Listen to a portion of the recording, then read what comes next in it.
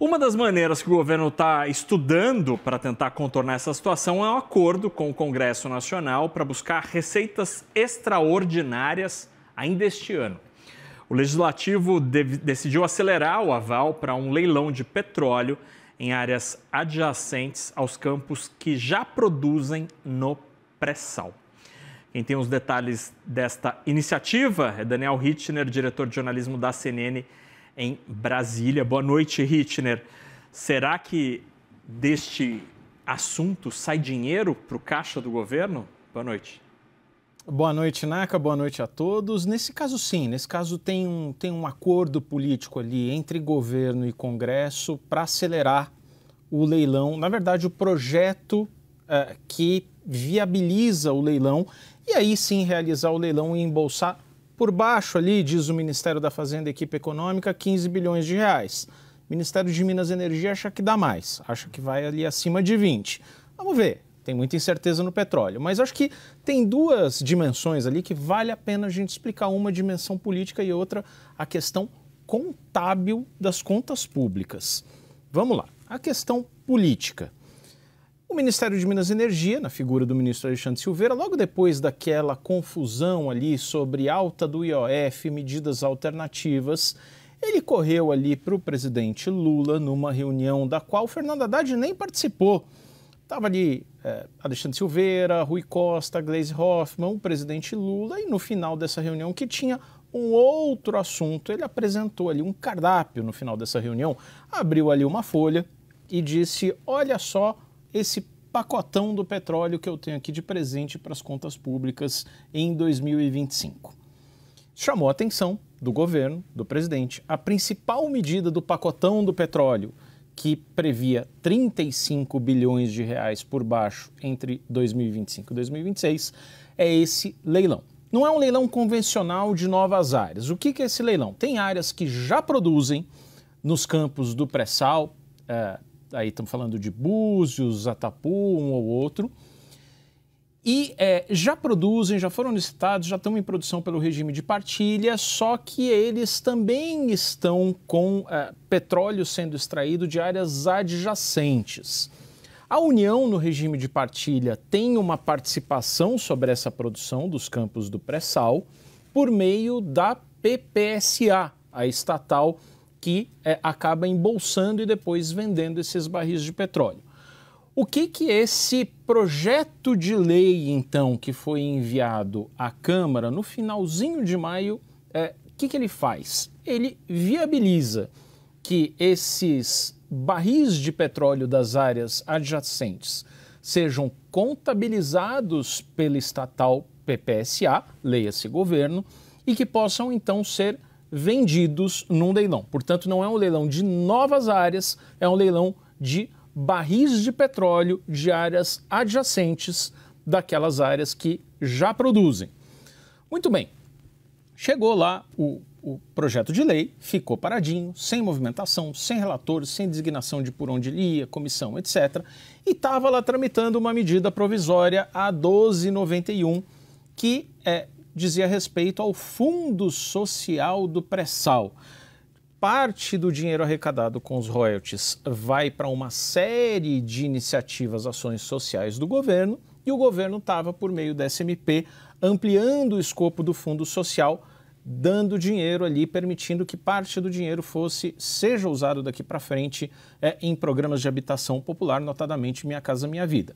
Entra hoje, essa é a grande notícia do dia, entra um jabuti na MP 1291, que incorpora o que trazia esse projeto de lei enviado no final de maio. Portanto, aquele projeto ali que o governo enviou para o Congresso estava paradinho, todo mundo ali com uma perspectiva de vai, mas ainda não foi. Ele já foi incorporado à MP 1291, que já teve o relatório divulgado hoje pelo deputado José Priante, do MDB do Pará, aliado do governo, já aprovado na comissão especial que analisa MP. MP vence na primeira semana de julho, mas tem um acordo, sim, da Câmara e do Senado para votar.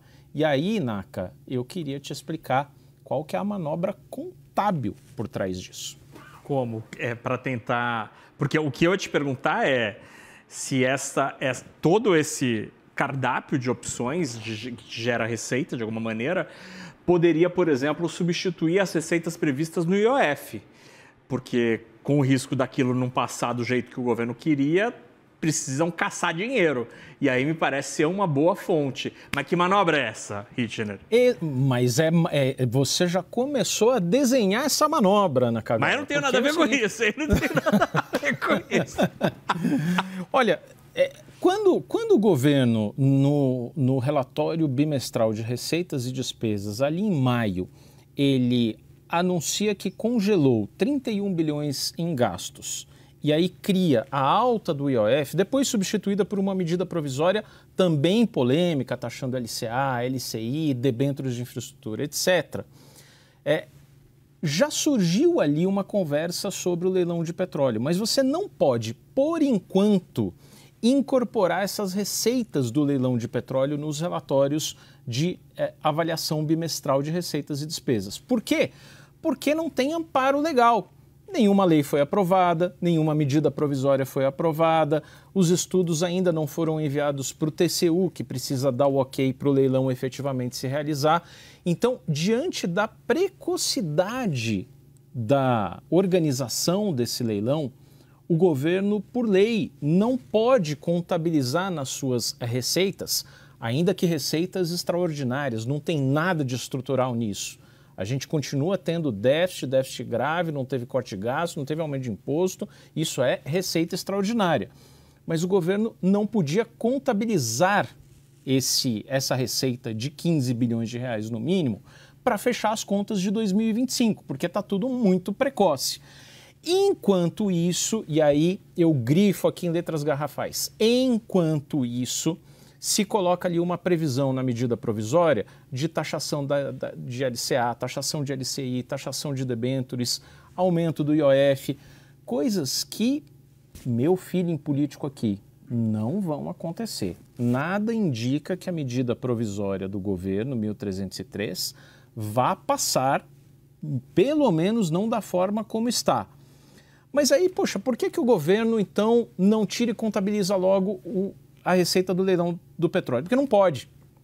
A partir da aprovação da MP e da conversão em lei com a sanção do presidente da República, a partir do envio dos estudos do TCU, vamos falar ali, quem sabe julho, talvez agosto, aí o Ministério do Planejamento e o Ministério da Fazenda podem incorporar essa receita na reavaliação bimestral, dizer eu conto com 15 bilhões, portanto, aquela medida provisória com tantas taxações polêmicas, o Congresso pode não aprovar, pode aprovar parcialmente, pode não gerar todas as receitas que o governo está estimando, mas eu tapo esse buraco com os 15 bilhões, coisa que hoje, a preços de 24 de junho, o governo não pode fazer legalmente. Então, essa é a manobra. Por que o Congresso está tão interessado nessa alternativa? Ora, porque se o governo não aprovar nada e tiver que derrubar IOF, o Congresso não aprovar em medida provisória, aonde que vai ser o corte? O governo vai ter que contingenciar ou